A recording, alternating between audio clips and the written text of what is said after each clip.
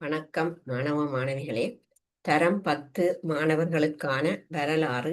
இதுல இன்றைக்கு நாங்கள் 2ஆம் தவணைக்குரிய ஒரு பாடத்திட்டத்தை எடுத்தன.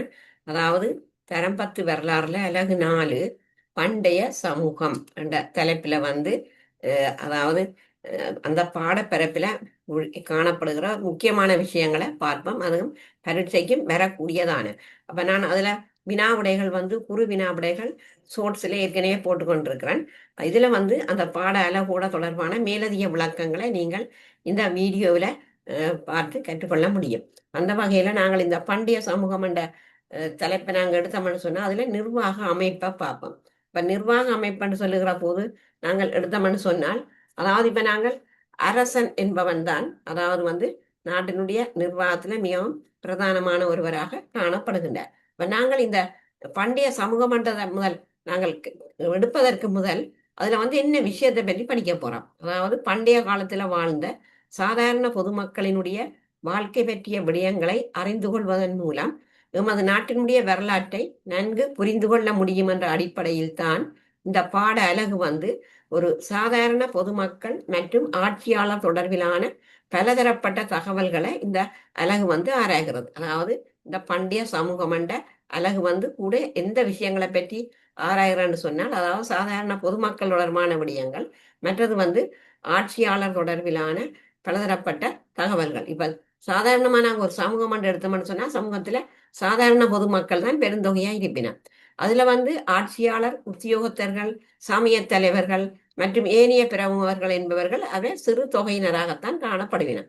அப்ப அந்த சிறு தொகையினரைத்தான் எல்லாரும் கூட கவனத்தில் எடுப்பினமே ஒழிய சாதாரண பொதுமக்கள் முன்னிலைப்படுத்தப்படாமல் காணப்படுவது ஒரு குறைபாடாக காணப்படுகிறது. அப்ப இதனால இந்த சாதாரண பொதுமக்கள் பற்றிய புரிந்துணர்வும் மிக குறைவாகத்தான் காணப்படுகிறது. அதற்காகத்தான் இந்த பண்டைய சமூகம் என்ற இந்த வரலாற்று தலைப்பை நாங்கள் எடுத்தோம்னு சொன்னா, இதுல ஆராயப்படுகிற முக்கியமான விஷயம் என்னன்னு சொன்னா, சாதாரண பொதுமக்களின், அதாவது பண்டைய காலத்துல வாழ்ந்த சாதாரண பொதுமக்களின் வாழ்க்கை பற்றிய விடயங்களை அறிந்து கொள்வதன் மூலம் எமது நாட்டினுடைய வரலாற்றை நன்கு புரிந்து கொள்ள முடியும் என்றதை பற்றித்தான் நாங்கள் இப்ப இந்த பாட அலகுல ஆராய போறோம். அப்ப அதுல முதலாவது நாங்க பார்ப்போம் நிர்வாக அமைப்பு. அப்ப தற்காலத்துல நாங்க எடுத்தோம்னு சொன்னா, ஒரு நாட்டினுடைய நிர்வாகத்தை கொண்டு நடத்துற ஸ்தாபனங்கள் என்ற ரீதியில நாங்க பார்த்தோம்னு சொன்னா 3 ஸ்தாபனங்கள் காணப்படுகிறது. அந்த 3 ஸ்தாபனங்கள் எவைன்னு சொன்னா, ஒன்று இதுல போட்டிருக்கேன், ஒன்று சட்டத்துறை, 2 நிர்வாகத்துறை, அதே போல 3வது நீதித்துறை என்று சொல்லி இதுல 3 ஸ்தாபனங்கள் காணப்படுகிறது. அதாவது நாட்டுல இந்த ஆட்சியாளர், நாட்டின் ஆட்சியாளன் அரசன், அவன் அந்த நிர்வாகத்தை மேற்கொள்ளணும்னு சொன்னா அதற்கு 3 ஸ்தாபனங்கள் காணப்பட்டது. அதுல ஒன்றுதான் சட்டத்துறை, 2 நிர்வாகத்துறை, 3 நீதித்துறைன்னு சொல்லி எடுக்கிறான். நாட்டுக்கு தேவையான சட்டத்தை அரச சபையே வகுத்து வந்தது. அதனாலதான் நாங்க சொல்றோம், அதை நடைமுறைப்படுத்தினவர்கள் யாருன்னு சொன்னால், அதாவது அரச அதிகாரிகள் தான் அதனை நடைமுறைப்படுத்தி வந்தார்கள்.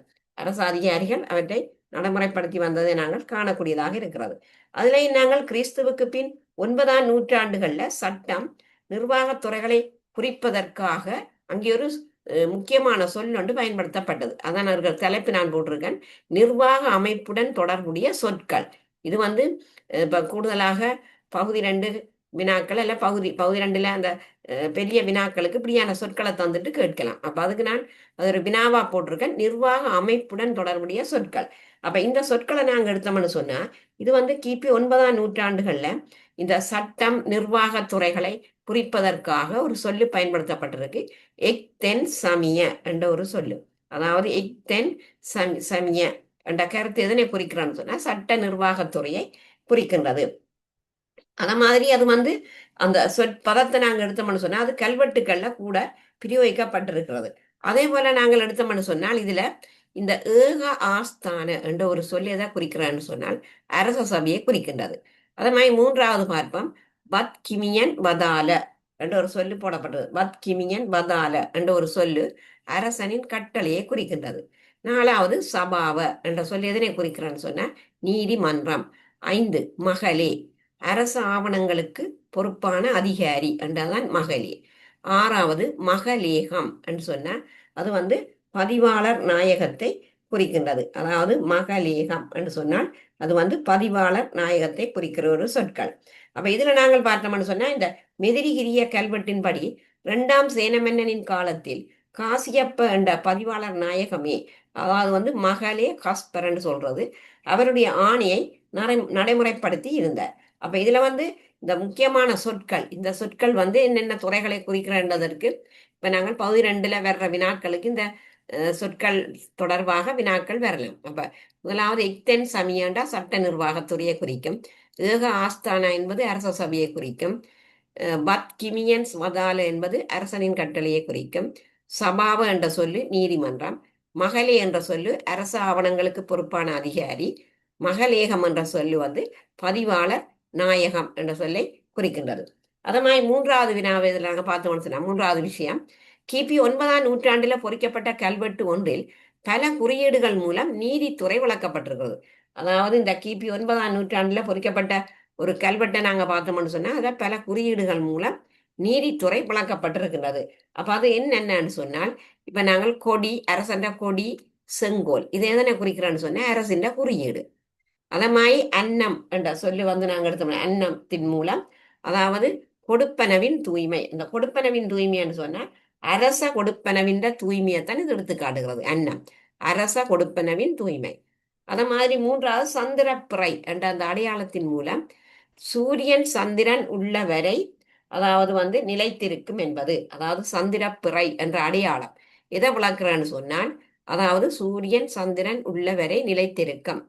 அத மாதிரி நாய் காகம் இந்த அடையாளத்தின் மூலம் என்னத்தை நாங்க விளங்கிக் கொள்றோம்னு சொன்னால், அந்த குறியீடு வழங்கப்படுத்துவது யாதுன்னு சொன்னா இந்த கொடுப்பனவுகளுக்கு இடைஞ்சல் புரிவோர் அடுத்த பிறவியில் எடுக்கும் பிறப்புகள் பற்றி எடுத்து காட்டுகின்றது. அப்ப அதுதான் இந்த சொற்களினுடைய கருத்துக்கள். அப்ப இந்த சொற்கள் வந்து கிபி 9ஆம் நூற்றாண்டில பொறிக்கப்பட்ட ஒரு கல்வெட்டில தான் இந்த குறியீடுகள் மூலம் நீதித்துறை விளக்கப்பட்டிருந்தது. அப்ப நீதித்துறைக்கு இப்ப நாங்கள் ஏற்கனவே அந்த 3 துறைகள் முக்கியமானது என்று பார்த்து நாங்கள் சட்டத்துறை, நிர்வாகத்துறை, அதே போல நீதித்துறை.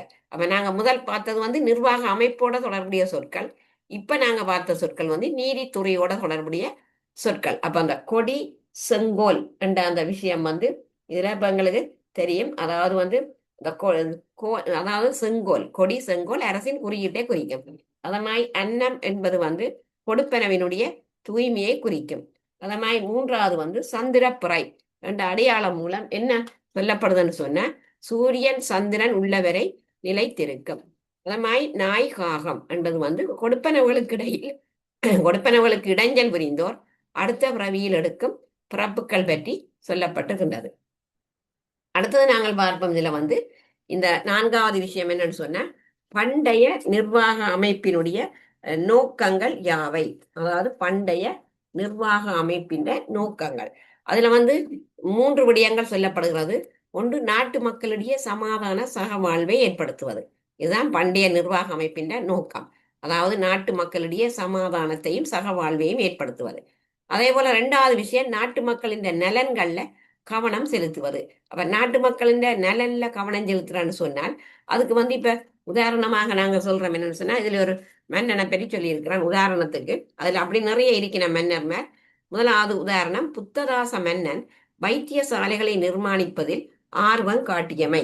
அதுல வந்து இந்த புத்ததாச மன்னன் வைத்தியசாலைகளை நிர்மாணிப்பதில் ஆர்வம் காட்டியமை. அது மாதிரி இப்ப 5ஆம் மகிந்தன் என்ற ஒரு மன்னன், அவன் நாட்டில காணப்பட்ட சகல வைத்தியசாலைகளுக்கும் தேவைப்பட்ட சகல வசதிகளையும் வழங்கியமை. அது மாதிரி 4ஆம் காசியப்பன் அனுராதபுர பிரதேசத்தில் பரவிய கடுமையான காய்ச்சலுக்காக தனியான வைத்தியசாலையை அமைத்தான் என்று சொல்லப்படுகிறது. அது மாதிரி பண்டுகாபியன் என்ற மன்னன் சொத்திசாலா அதாவது பிரசவ விடுதியினை அமைத்தான். அதே போல துட்டஹைமுனு 18 வைத்தியசாலைகளை அமைத்தான். அப்ப இந்த விவரத்தை நீங்கள் பார்க்கலி. நான் இதுல வந்து இதனுடைய கடைசியில அட்டவணை போட்டிருக்கிறேன் ஒவ்வொரு மன்னர்களுக்கும். புத்ததாச மன்னன், அதே போல வந்து அந்த 5ஆம் மகிந்தன், அதுல கடைசி இதுல இருக்கு அந்த அட்டவணை. புத்ததாச மன்னன் வைத்தியசாலைகளை நியமிப்பதில் ஆர்வம் காட்டினான். 5ஆம் மகிந்தன் நாட்டில் காணப்பட்ட சகல வைத்தியசாலைகளுக்கும் தேவைப்பட்ட சகல வசதியையும் வழங்கினான். அது மாதிரி 4ஆம் காசியப்பன் அனுராதபுர பிரதேசத்தில் பரவிய கடுமையான காய்ச்சலுக்காக தனியான வைத்தியசாலை அமைத்தான். அதுக்கு பேர் வந்து உபசக்க ரோகநாச என்று அது அழைக்கப்பட்டது. அதே போல முதலாம் உபதிச மன்னன். அதுல வந்து கர்ப்பிணி தாய்மாரின் தேவைக்காக பிரசவ விடுதிகளை அமைத்தான். அவை பசவந்தி நாம சாலா என்று அழைக்கப்பட்டன. அப்ப அது வந்து கல்வெட்டுக்கள்ல எப்படி சொல்லப்படுதுன்னு சொன்னா திம்பிரிக்கே என்று சொல்லப்படுகிறது. அதமாய் பண்டுகாவியன் அந்த விடுதியை அமைத்தது சொல்லப்படுகிறது. அதமாய் துட்டகைமுனு 18 வைத்தியசாலைகளை அமைத்தான். இது வந்து உதாரணம். அப்ப நான் அதுல ஒரு உதாரணம் தான் போட்டிருக்கேன். புத்ததாச மன்னன் மிகுதியை நீங்கள் இந்த அட்டவணையில இருந்து எடுத்துக்கொள்ளலாம். ஒரு உதாரணம் அதுல நான் சேர்த்திருக்கிறேன். அடுத்தது அடுத்த வினாவை நாங்க பார்ப்போம். இதுல வந்து நாட்டு மக்களின் நலன்களில் கவனம் செலுத்துதல், அது ரெண்டாவது. அதுல உதாரணம் போட்டிருக்கிறேன். மூன்றாவது நிர்வாக அமைப்பின நோக்கம் என்னன்னு சொன்னா நாட்டில ஒருமைப்பாட்டை பாதுகாத்தல்.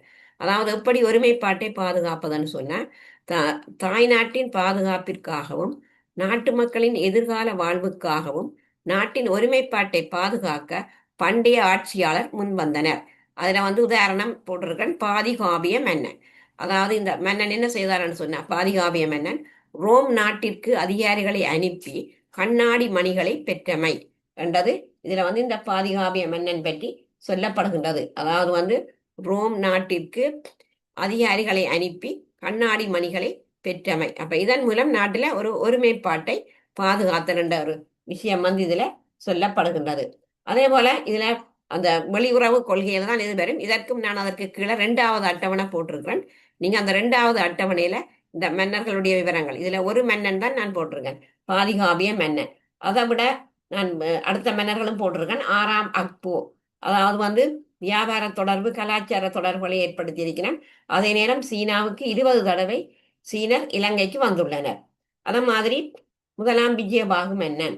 அப்ப அதுல வந்து அந்த ஒவ்வொரு மன்னர்களை பற்றியும் அதுல சொல்லப்பட்டிருக்கிறது. நீங்க அந்த அட்டவணை நான் அதற்கு போட்டு விடுறேன்.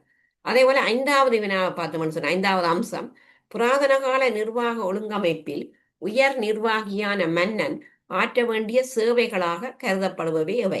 அதாவது நிர்வாக ஒழுங்கமைப்பில மன்னன் ஆற்ற வேண்டிய சேவைகள் என்ன? இப்போ ஒரு மன்னனுக்குரிய சேவைகள் அல்லது பணிகள் என்று சொல்லலாம். ஒன்று, நாட்டில சட்டத்தையும் அமைதியையும் நிலைநாட்டுதல். 2வது நாங்க பார்த்தோம்னு சொன்னா நாட்டில் பாதுகாப்பை உறுதிப்படுத்துவது.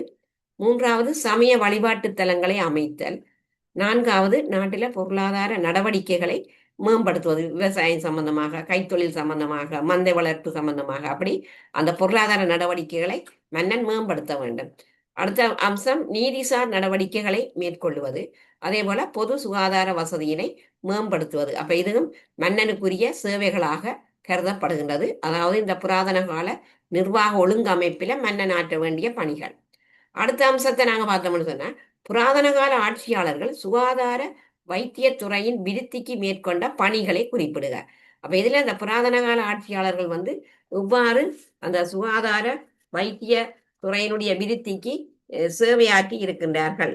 அதுல வந்து ஒவ்வொரு மன்னரை பற்றியும் அதுல சொல்லப்பட்டிருக்கிறது. இதுல நான் உங்களுக்கு மன்னர்கள் போட்டிருக்கேன். ஒன்று புத்ததாச மன்னனை பற்றி போட்டிருக்கேன்.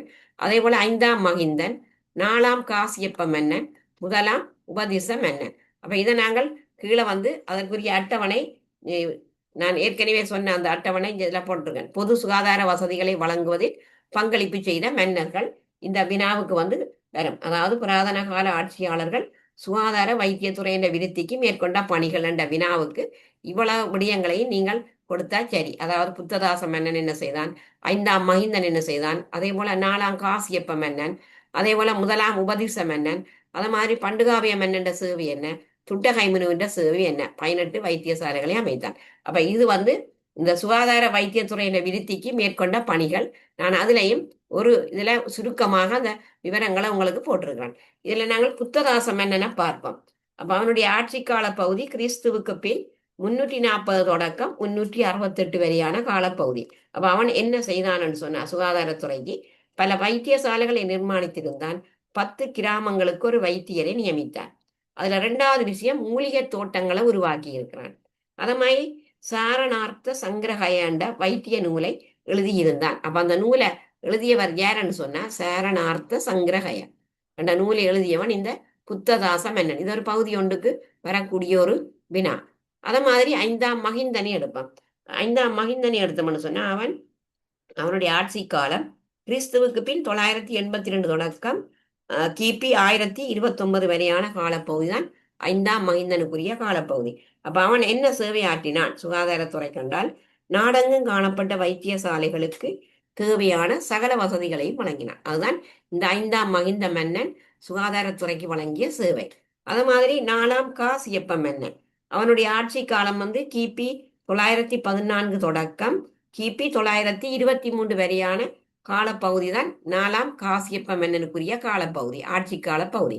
அப்ப அவன் சுகாதாரத்துறைக்கு என்ன செய்தான் என்று சொன்னால், காய்ச்சலை குணப்படுத்த தனியான வைத்தியசாலைகளை அமைத்தான். இதற்கு பெயர் உபசக்க ரோகதாச என அழைக்கப்பட்டது. அதே போல 1ஆம் உபதிச மன்னன், அவன் சுகாதாரத்துறைக்கு என்ன சேவைகள் செய்தான் என்று சொன்னால், பிரசவ விடுதிகளை அமைத்தான். இது பசவந்தி நாம சால என்று சொல்லி குறிப்பிடப்படுகின்றது. அப்ப அது கல்வெட்டுக்கள் எப்படி சொல்லப்படுதுன்னு சொன்னா திம்பிரிக்கே என்று சொல்லி கல்வெட்டுக்கள்ல குறிப்பிடப்பட்டிருக்கின்றது. அப்ப இது இந்த 1ஆம் உபதிச மன்னனுடைய காலத்துல சொல்லப்பட்ட விடயங்கள். அதே போல பார்வை இழந்தவர்களுக்கு, நோயாளிகளுக்கும் வைத்தியசாலைகள் மற்றும் தான சாலைகளை நிறுவியம் எல்லாம் இந்த 1ஆம் உபதிச மன்னனுடைய காலத்துக்குரியது. ஆகவே இந்த புராதன கால ஆட்சியாளர்கள் சுகாதார வைத்தியத்துறையினுடைய விருத்திக்கு மேற்கொண்ட பணிகள் எவை என்று கேட்டால், நீங்கள் அது இப்ப பெரிய வினாக்களுக்கு தான் அப்படியான கேள்விகள் வரும். அப்ப அப்படி வரைக்க இப்படி ஒவ்வொரு மன்னர்கள், ஆறாவது 2-3 மன்னர்கள் எல்லாம் முழு மன்னரையுமே எழுதலாம். புத்ததாச மன்னன் என்ன செய்தான், 5ஆம் மகிந்தன் என்ன செய்தான், 4ஆம் காசியப்ப மன்னன் என்ன செய்தான், அத மாதிரி 1ஆம் உபதிச மன்னன் என்னென்ன சேவைகளை செய்தான் என்று சொல்லி எழுதிக்க அதுல எங்களுக்கு ஒரு 5 புள்ளிகளை மிக இலகுவாக பெறக்கூடியதாக இருக்கும். அடுத்தது 7வது விஷயத்தை பார்ப்போம். இலங்கையின் வைத்தியத்துறைக்கு மன்னர்கள் பல்வேறு பணிகளை ஆற்றினர். அப்ப அதுல அந்த வைத்தியர்கள் என்ன பெயரால் அழைக்கப்பட்டார்கள் சொன்னா, பண்டைய காலத்துல அதாவது பெஜ என்று சொல்லி அழைக்கப்பட்டனர். அதே நேரம் வைத்தியசாலைகள் எவ்வாறு அழைக்கப்பட்டன்னு சொன்னா வெய்யசாலை என அழைக்கப்பட்டது. இப்ப இது ஒரு பகுதி ஒன்றுக்கு வரக்கூடிய ஒரு வினா. அதாவது பண்டைய காலத்துல வைத்தியசாலைகளுக்கு வழங்கப்பட்ட பெயர் வெய்யசாலை என்று சொல்லி அழைக்கப்பட்டது. அப்ப வைத்தியர்கள் எவ்வாறு அழைக்கப்பட்டார்கள் சொன்னா வெய்ய என்று சொல்லி அழைக்கப்பட்டார்கள். அடுத்தது நாங்கள் இதுல பார்த்தோம்னு சொன்னா, இந்த புராதன கால நிர்வாக அமைப்புடன் தொடர்புடைய பின்வரும் சொற்கள் குறிப்பிடும் விடயங்களை எழுதுக. அப்ப இது ஒரு பகுதி 2ல ஒரு சொற்கள், இவ்வாறான சில சொற்களை தந்துட்டு அங்கால அவை ஒவ்வொன்றும் குறிக்கின்ற விடயங்களை எழுதுக. அப்ப இதுல நான் ஒரு 6-7 விஷயங்கள் போட்டிருக்கிறேன். முதலாவது பாருங்க, எக்தன் சமய என்று சொன்னா சட்ட நிர்வாகத்துறை. அதே போல பி ஏக ஆஸ்தான அரச சபை. சி பத் கிமியன் வதால அரசனின் ஆணை. டி சபாவ நீதிமன்றம். இ மகளே அரசு ஆவணங்களுக்கு பொறுப்பான அதிகாரி. அதே போல எஃப் மகலேகம் என்றா பதிவாளர் நாயகம். ஜி தசகம் எத்தன் என்ற பிரதேச சபை. அப்ப இது இந்த பழைய சொற்கள். ஆனா அது இப்ப இவ்வாறு அழைக்கப்படுகிறான்னு சொன்னா அந்த ஒவ்வொரு சொற்களும் குறிப்பிடுற விடயங்கள் இவ்வாறு அந்த பெயர்களோட நான் அதுல போட்டிருக்கிறேன். மற்ற இந்த அட்டவணை ஏற்கனவே அந்த சுகாதாரத்துறைக்கு பொருந்துற அட்டவணை. அதே போல இதுல அந்த இலங்கை இந்திய அதாவது வெளியுறவு கொள்கை, அதுல என்னென்ன நாடுகள் பொருந்தும்னு சொன்னா இலங்கை, இந்தியா, அரேபிய நாடுகள் மற்றது ஆசிய நாடுகள். அதுலயும் நாங்கள் அந்த வெளிநாட்டு தொடர்புகளை பார்த்தோம்னு சொன்னால், முதலாம் கஜபாகு மன்னனே எடுப்பான். அவன் அரசியல் உறவு மேம்பாடு என்ன வம்சம் என்றால் லம்பகர்ண வம்சம். இந்த முதலாம் கஜபாகு அவன் தொடர்பு கொண்ட நாடு எதுன்னு சொன்னா தென்னிந்தியா, அதாவது கலாச்சார தொடர்பு சேர ராஜ்யா. மற்றது காரணம். அப்ப இதுல முக்கியமான விஷயம் என்னன்னு சொன்னா பத்தினி தெய்வ கோவில் திறப்பு விழா தான் அவனுடைய முக்கியமான அவனுடைய வெளிநாட்டோட தொடர்பு கொண்டதற்கான காரணம் பத்தினி தெய்வ கோவில் திறப்பு விழா. நோக்கம் அரசியல் உறவுகளை மேற்கொள்வது அல்லது அரசியல் உறவை மேம்படுத்துவது வெளிநாடுகளோட. அதே போல 2வது பாதிகாவிய மன்னன். அதுல அவன் எந்த தொடர்பு கொண்ட நாடு எதுன்னு சொன்னா ரோமண்ட நாட்டோட தொடர்பு கொண்டிருக்கிறான். அவன் அதுக்கான காரணம் என்ன என்று சொன்னா அவன் ருவான் வெளிசாய தாதுகோபத்திற்கு பூசை செய்ய தேவையான கண்ணாடி மணிகளை பெற்றமை. அப்ப அவன் அந்த கண்ணாடி மணிகளை எங்கே இருந்து பெற்றானு சொன்னா எந்த நாட்டில இருந்து பெற்றானு சொன்னா ரோம். இப்ப இது ஒரு பகுதி ஒன்றுக்கு வரக்கூடிய ஒரு வினா. இப்ப உதாரணமா நாங்க எடுத்தோம்னு சொன்னா அதாவது ரோம் நாட்டில் இருந்து ருவான் வெளிசாய தாதுகோபத்திற்கு பூசை செய்வதற்கு தேவையான கண்ணாடி மணிகளை பெற்ற மன்னன் யார் என்று சொன்னா இங்க தெரியும், பாதிகாவிய மன்னன் என்றதான் அதுன்ற கருத்து. அது மாதிரி 6ஆம் அக்போ, இவன் தொடர்பு கொண்ட நாடு சீனா. இப்ப சீனர் 20 தடவை இலங்கை வந்துள்ளனர். அதுலயும் என்ன நோக்கத்துக்காக சீனர் வந்தார்கள்னு சொன்னா வியாபார தொடர்பு மற்றது கலாச்சார தொடர்பு. அதே போல இந்த முதலாம் விஜயபாகு எடுத்தோம்னு சொன்னா அங்க வந்து தொடர்பு கொண்ட நாடுகள் கலிங்கம், பாண்டிய நாடு. அதே போல இங்க நாங்க எடுத்தோம்னு சொன்னா கலிங்க இளவரசி திரிலோக சுந்தரியை முதலாம் விஜயபாகு திருமணம் செய்தமை. அத மாதிரி சகோதரி மித்தா இளவரசியை பாண்டிய இளவரசனுக்கு மனம் முடித்தமை. இது வந்து தொடர்பு. அப்ப இதுலயும் நாங்கள் பார்த்தோம்னு சொன்னா தொடர்பு கொண்ட காரணம் திருமண தொடர்பு. அதே மாதிரி முதலாம் விஜயபாகு தொடர்பு கொண்ட நாடு எதுன்னு சொன்னா இந்தியா.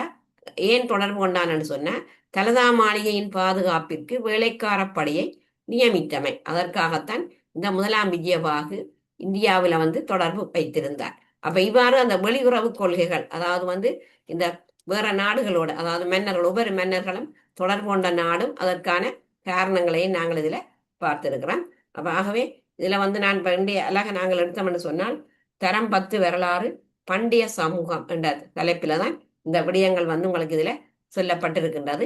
இப்ப நாங்கள் அடுத்ததாக வந்து அடுத்த வீடியோவில் நான் வந்து இந்த பண்டைய சமூகத்தினுடைய இந்த பொருளாதாரம் எவ்வாறு காணப்பட்டது, அதாவது வந்து பண்டைய சமூகத்துல வந்து பொருளாதாரம் என்று சொல்லியிருக்கல, அங்க வந்து அந்த பொருளாதார தொடர்புகள்ல பார்த்தோம்னு சொன்னா விவசாயம், அதே போல வந்து கைத்தொழில், மற்றது வந்து கால்நடை வளர்ப்பு போன்ற விடயங்கள் வந்து அதுல நான் சொல்லுவேன். அதாவது வந்து விவசாயம் சம்பந்தமான விடயங்கள், நெற்பயிர் செய்கை, மற்றது சேன பயிர் செய்கை, அதே போல விலங்கு வளர்ப்பு அது எவ்வாறு காணப்பட்டது பண்டைய சமூகத்துல, அதே போல கைத்தொழில் நடவடிக்கைகள் எவ்வாறு காணப்பட்டது, அதே போல வர்த்தகம் சம்பந்தமான விடயங்கள் எவ்வாறு காணப்பட்டது என்ற விடயங்கள் வந்து அடுத்த வீடியோவில் நான் அதுல செய்ய இருக்கிறேன்.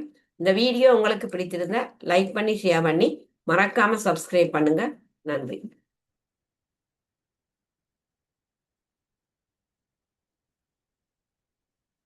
எத்தனை